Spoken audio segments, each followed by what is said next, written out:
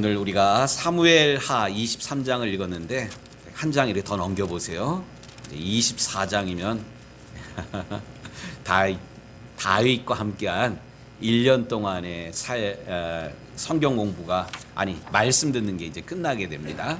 우리가 다윗에 대해서 거의 1년 동안 들었어요. 우리가 지금껏 신앙생활을 꽤 오래 했잖아요. 못해도 10년 이상은 다 했는데 이렇게 신앙생활하면서 한 사람에 대해서 집중적으로 1년 가까이 들은 기억이 몇 번 있었나요? 거의 흔치는 않은 그런 기회였을 겁니다. 하나님 마음에 합한 사람 다윗.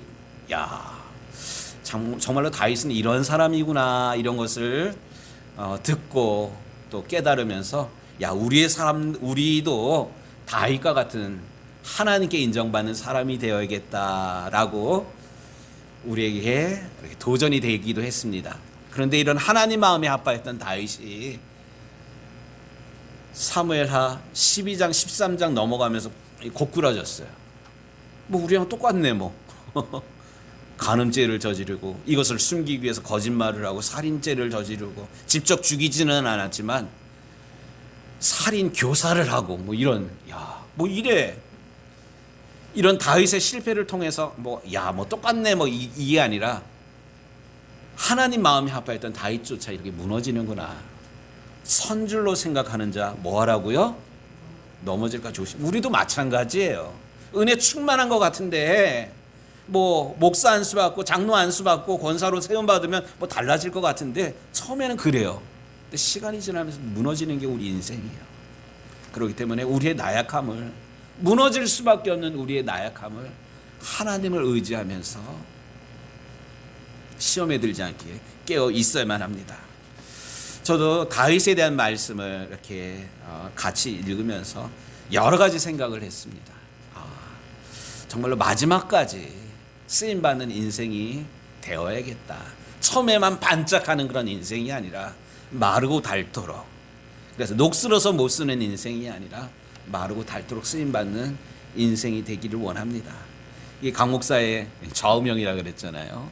녹슬어서 못 쓰는 인생이 아니라 옛날이요, 나 옛날에 은혜 받았어, 나 옛날에 다 해봤어, 이게 아니라 이런 은혜 충만한 삶을 하나님 앞에 갈 때까지 지속하는 것. 또 그거 못지않게 이러려면 철저한 자기 관리가 있어야 돼요. 자기 관리.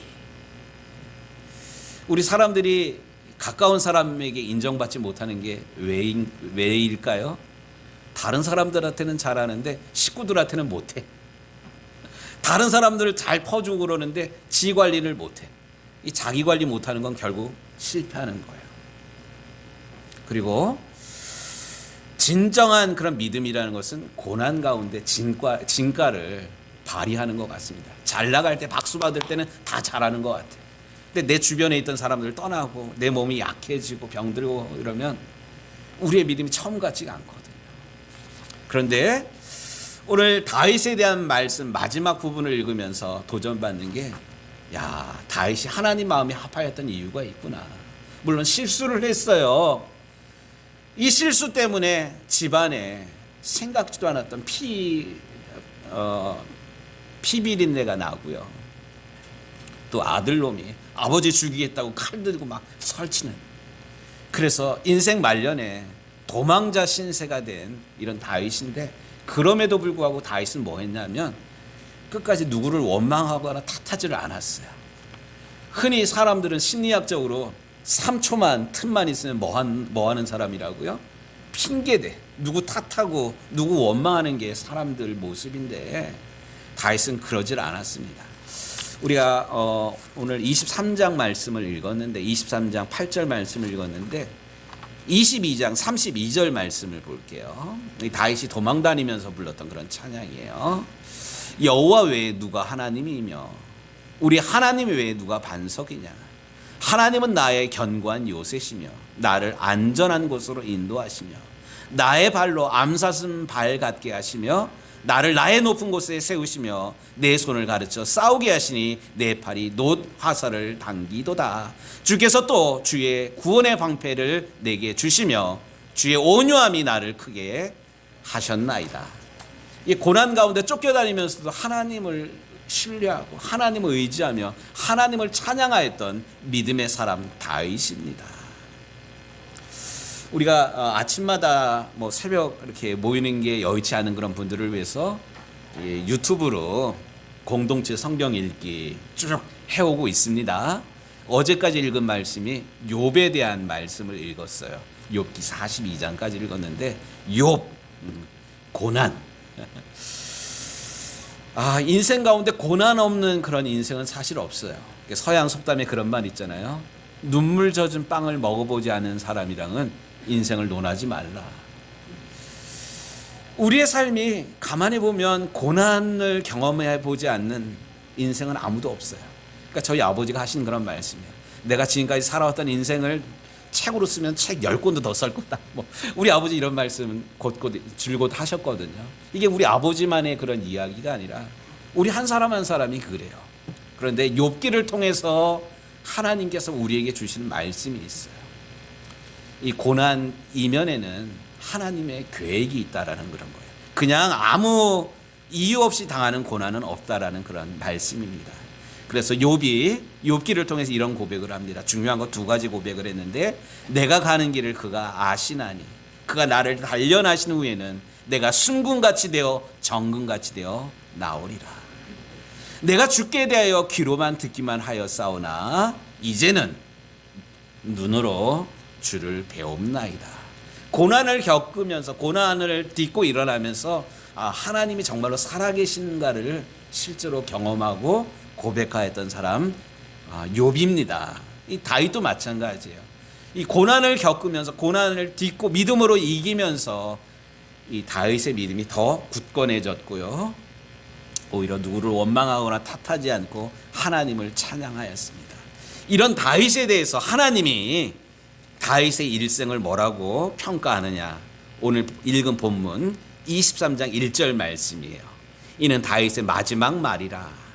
이새의 아들 다윗의 말하며 높이 세워진 자, 야곱의 하나님께로부터 기름 부음 받은 자, 이스라엘의 노래 잘하는 자가 말하노라. 이 하나님께서 다윗을 이렇게 평가하시고 다윗을 이렇게 인정하시는 거예요. 사도행전에는 하나님 마음이 합하였던 사람, 노래 잘하는 자, 하나님께서 기름 부어 세우신 하나님의 사람. 저는 우리 유정교회 성도들이 한 사람 한 사람이 평생 믿음 생활 잘하다가 또 믿음으로 고난도 어려움도 상황도 이겨나가서 마지막 하나님 앞에 섰을 때 우리 한 사람 한 사람의 이름을 부르시면서 참 잘했다, 참 충성됐다, 야 너를 생각할 때마다 너를 바라볼 때마다 내가 너무나도 기쁘다, 내 사랑, 나의 어여쁜 자여, 이러면서 우리 주님으로부터 칭찬 듣는 우리 유정교회 모든 성도들이 되기를 주의 이름으로 축복합니다. 이렇게 다윗이 마지막까지 넘어졌다가도 일어나서 믿음을 지켰을 때 하나님께서 다윗 주변에 사람들을 붙여주십니다. 오늘 우리가 읽은 본문의 말씀은 다윗과 함께 했던 장수들의 장군들의 이름이 이렇게 나와요. 그런데 여러분들 가만히 한번 생각해 보십시오. 내가 젊었을 때, 잘 나갈 때, 높은 자리에 있을 때, 내가 힘 있을 때는 내 주변에 사람들이 사실 모여요. 뭔가 콩고물이라도 떨어질 게 있을까 하고. 그런데 나이 들고 병 들고 아무 힘도 없으면 제일 먼저 나타나는 게 뭐예요? 사람이 없어지는 거예요. 내 주변에.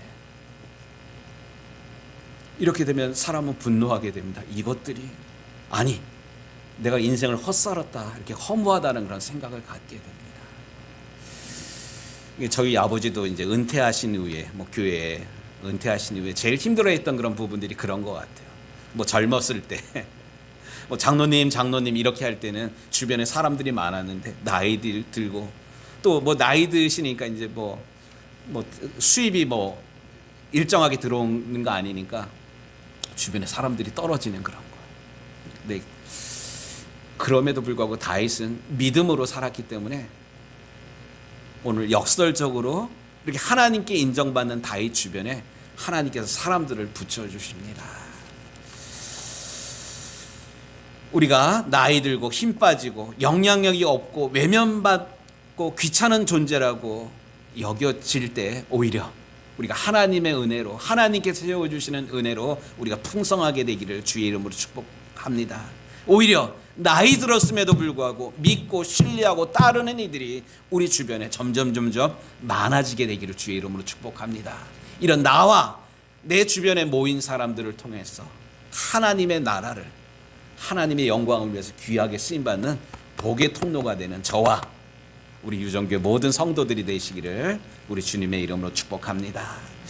이어지는 오늘 우리가 읽은 실제로 우리가 23장 8절부터 23절까지 말씀을 읽었는데 다윗과 끝까지 함께했던 그 용사들의 이름이 나옵니다. 먼저 세 사람이라는 세 명의 지휘관들에 대한 얘기가 나와요. 요셉 바세벳이라고 하는 군 지휘관. 이 사람이 어떻게 했어요? 단번에 800명을 쳐 죽이고 뭐 이런 얘기가 나오잖아요. 다윗이 직접 나가서 싸워서 800명을 죽인 게 아니라 이런 다윗 주변에 모여든 사람이 800명을 쳐 죽이는 용사, 용감한 자가 됐다는 거예요. 결국 뭐 다윗은 주인공이 아니고 뭐 찌그러져 있는 그런 사람, 이런 개념이 아니에요. 다윗을 통해서 다윗 주변에 사람들이 모이는데 하나님이 이렇게 다윗과 다윗 주변의 사람들을 쓰신 거예요. 또 엘르아살이라는 사람, 이스라엘을 이 당시에 가장 괴롭혔던 나라가 블레셋이라는 나라인데, 블레셋 사람들이 쳐들어올 때 이스라엘 사람들은 워낙 무서워서 물러가게 됩니다. 이때 9절 말씀 좀 볼까요? 다윗과 함께한 용사라고 분명히 얘기했잖아요. 블레셋 사람들이 싸우려고 거기에 모임에 이스라엘 사람들이 물러간지라 새 용사가 싸움을 어떻게 했대요? 도뒀다 그랬잖아요. 도망가면 안 된다, 물러가면 안 돼. 말로만 한 게 아니라 이어지는 그런 말씀을 보세요. 아주 중요한 그런 말씀이에요. 10절 말씀에 그가 나가서, 모든 사람들이 도망가는데 오히려 그가 나가서 손이 피곤하여 그의 손이 칼에 붙기까지 앞서서 싸웠다는 거예요. 얼마나 앞서서 힘껏 싸웠으면 이제 더 이상 손을 들지 못할 정도야. 손이 칼에 붙었다. 기진할 때까지 엘르에셀이 나가서 싸웠습니다. 그랬더니만 10절 말씀에 백성들은 돌아와 그의 뒤를 따라가며 노력할 뿐이었더라. 그러니까 도망갔던 사람들이 이 지휘관이 앞서서 솔선해서 싸우게 되니까 도망갔던 사람들이 돌아온 거예요. 와가지고 우리가 이 블레셋과 맞서리다 하고는 결국 한마음이 되어서 싸워 이겼습니다. 또 그 이어지는 삼마라는 그런 지휘관이 있어요. 11절에 보니까 삼마라 블레셋 사람들이 사기가 올라 거기 녹두나무가 가득한 한쪽 밭에 모임에 백성들은 블레셋 사람들 앞에서 도망하되, 야, 이 삼마도 마찬가지예요. 백성들이 도망가는데 이때 삼마가 어떡합니까? 12절 그는 그 밭 가운데 서서 막아 블레셋 사람들을 친지라. 지도자, 그 공동체는 어느 공동체이든지 지도자 이상을 넘을 수가 없어요. 우리 가정이 은혜 충만하려면 우리 가정의 가장인 아버지가, 남편이, 아내가 기도해야지만 우리 애들이 신앙을 배워가요. 나는 맨날 텔레비전 보고 맨날 이렇게 누워있으면서 애들 보고 공부하라. 나는 맨날 악다구니하고 싸우고 욕하고 이러면서 애들한테 좋은 말 쓰라, 사이좋게 지내라. 이게 말이 됩니까? 안 그래요. 지도자가, 어머니가, 아버지가 본을 보여야 돼요. 공동체도 마찬가지예요. 지금 요셉, 바세벳, 엘르아살, 삼마, 오히려 다른 사람들처럼 도망가야 되는, 제일 먼저 가고 싶은 마음이 굴뚝 같았지만 내가 도망가면 이 공동체는, 이스라엘은 회생할 기회가 없기 때문에 오히려 맞서 싸웁니다. 오늘 저녁 이열치열 부흥회합니다. 이열치열 부흥회. 사람은 뭐 제가 탁구 치는 분들에게 우리 부흥회 하는데 오세요 이랬더니 제일 먼저 반응이 뭔지 아세요? 휴가철 아니에요? 맞아요, 휴가철이에요. 그런데 우리는 부흥회 합니다. 이열치열 반대 정신이에요. 십자가의 도가 멸망하는 사람들에게는 미련한 것이지만 구원을 얻은 우리에게는 하나님의 능력이라.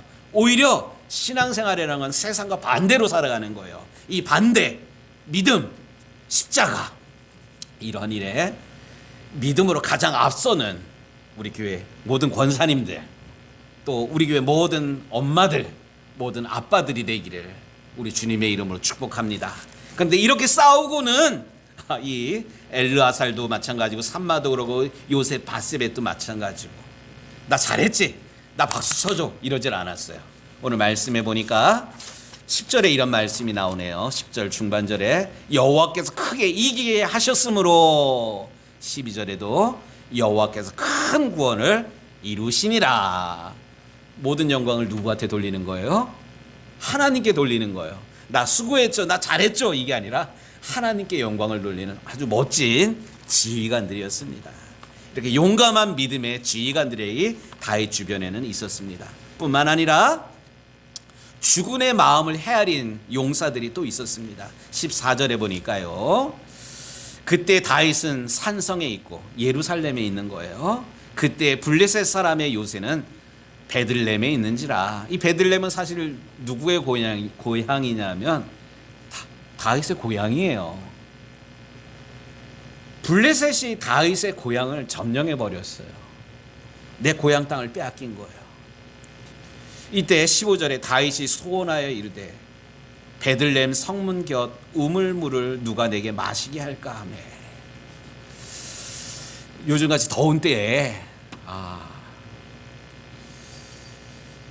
시원한 얼음 냉수를 마시고 싶잖아요. 뭐 요즘은 냉장고가 하도 다 집집마다 있어서 그러진 않은데, 제가 한번 제 생각을 해봤어요.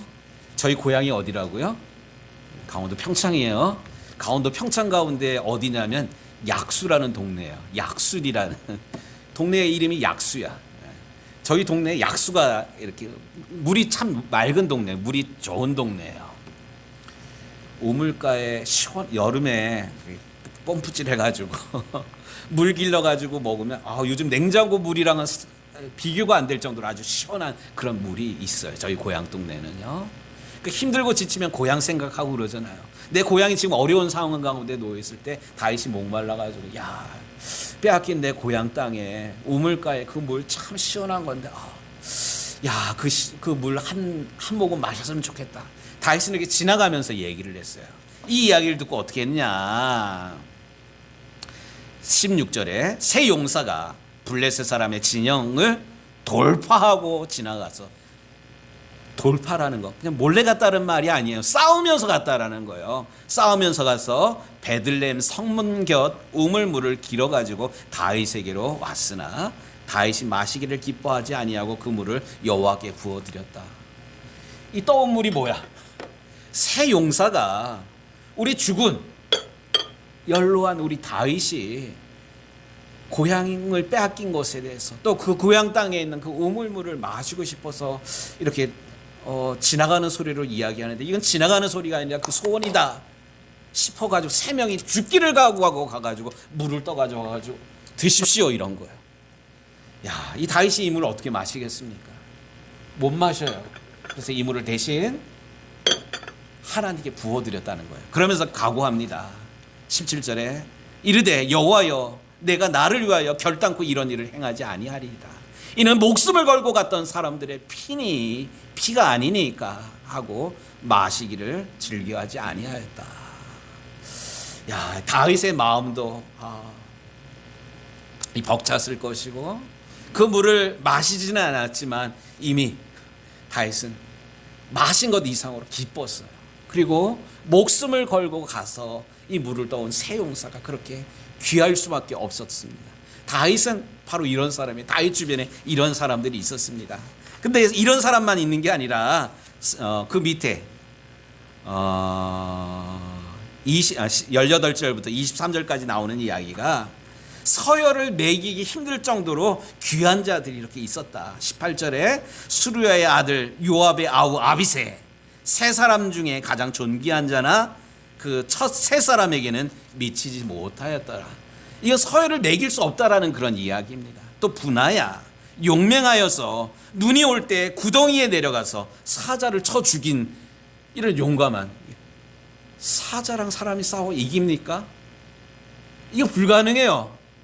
눈이 내렸는데, 이 눈이 내린다는 것은 이스라엘 땅 가운데 눈 내리는 거 거의 흔치 않은 그런 일인데, 자연재해 가운데요 그런데도 내 목숨 돌보지 아니냐고 오히려 사자를 찔러 죽이는, 사자와 싸워 이긴 용사 이 분하야라는 사람. 또 분하야가 이렇게 사자만 쳐 죽인 게 아니라 장대한 애굽 사람과 맞서 싸웁니다. 근데 이 애굽 사람은 뭐를 들고 있었냐면 창을 가지고 서 있어요. 그런데 이 분하야에게는 창이 없어서 막대기를 가지고 와가지고 창을 들고 서 있는 애굽 사람과 싸워 이긴 이만큼 용감한 사람. 또 23절에 이런 일을 행하였으므로 새 용사 중에 이 이름을 얻게 됩니다. 그러면서 30명보다는 존귀하나 그러나 앞에 있는 세 사람에게는 미치지 못하였더라. 그러니까 누가 힘이 제일 세고 그 다음은 이렇게 서열을 매기는 것이 아니라 다윗 주변에는 이렇게 용감하고 죽은의 마음과 하나가 되어서 하나님을 또 영화롭게 했던 믿음의 사람들이 많았다는 거예요. 또 24절부터 39절까지 읽지는 않았지만 37명의 용사들의 이름이 이렇게 나오고 있어요. 야, 다윗이 믿음이 충만할 때, 믿음으로 바로 서 있을 때 하나님께서 나이든 다윗을 외면하지 아니하고 다윗 주변에 이렇게 믿음의 신실한 사람들을 붙여서 이스라엘을 강대케, 이스라엘로 하여금 하나님 마음이 합한 나라로 세워가십니다. 이제 말씀을 좀 마무리해야 되는데 우리 영상 좀 하나 좀 틀어주세요. 그 걸어놓은 거 있어요? 그 다음.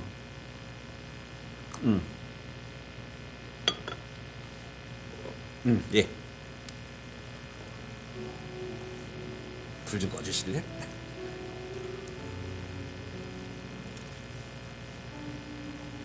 여러분들 요즘 가끔 이게 하늘 보면 기러기 때, 새떼들 날아가는 거 볼 거예요.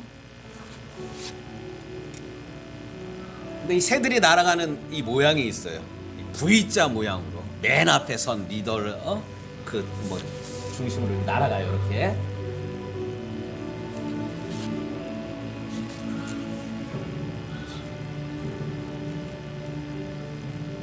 말 못하는 이 새이지만 이렇게 날아가는 이유가 있어요. 앞에 날아가는 리더가 바람을 이렇게 일으켜줄 때 뒤따라오던 얘들이 71% 힘을 덜 받는데요.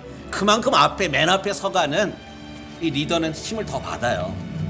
근데 지친 이 리더를 위해서 끊임없이 뒤따르는 새들이 하는 반응이 있어요. 울음소리를 내요. 울음소리. 뭐 아프다 뭐 이런 개념이 아니에요. 우리 리더 힘내라, 힘내라, 힘내라. 이런 응원해주는 그런 소리라고 그럽니다. 그래서 결국 이 새떼는 4만 킬로, 4만 킬로를 완주한다 그래요. 야, 요 이야기, 여기까지. 제가 오늘 말씀의 결론으로 이렇게 맺고 싶은 그런 게 리더는 외로운 사람들이에요. 리더는 우리 아버지들 우리 엊그저께 꽃 사러 갔다 오면서 우리 윤경환 집사님 같이 좀 식사 좀 일 마무리하고 계셔가지고 같이 이렇게 식사했어요. 얼굴이 뻘게 가지고 지붕에 올라가가지고 일하면서 제가 얼핏 드는 그런 생각. 우리의 남편들이 우리의 남편들이 가정을 부양하기 위해서 남모르는 이런 수고하고 있습니다. 남편이 때로는 마음에 안 들 때도 있잖아요. 그럼에도 불구하고 남편들 응원해야 돼요. 기러기들이 어떻게 한다고요? 응원했다는 끼륵끼륵 소리를 냈다 그러잖아요. 이거는 힘내라 힘, 힘내라 힘. 우리의 모든 남편들을 위해서 우리 여성분들 같이 하겠습니다. 힘내라 힘, 힘내라 힘. 다시 시작. 힘내라 힘, 힘내라 힘. 할렐루야. 예. 기사로. 남자들만 힘드나? 요즘같이 더울 때 오늘 주방에서 밥하시는 그런 분들, 우리 홍성민 권사님 어저께 연락이 왔어. 못 오시나요? 그랬더니만 아니에요, 당번이에요. 이렇게 제가 감사했어요. 이게 더울 때 차려주는 밥 먹는 것도 황송해. 하루 3끼 다 먹으면 요구도 먹어. 삼시세끼 뭐라더라? 뭐 어쨌든 요 비슷한 거 있잖아요. 삼식이 새끼. 새끼 뭐 하여튼 그런 말이 있잖아. 그만큼 밥 차려주는 거 힘든 일이고 고마운 일이에요. 우리 남성들, 우리 아내들에게 고맙습니다. 힘내라 힘, 힘내라 힘, 힘내라. 아, 입이 안 떨어지네. 아, 입 좀 멀려요. 기러기도 하는데. 다시 시작. 힘내라 힘, 힘내라 힘. 할렐루야.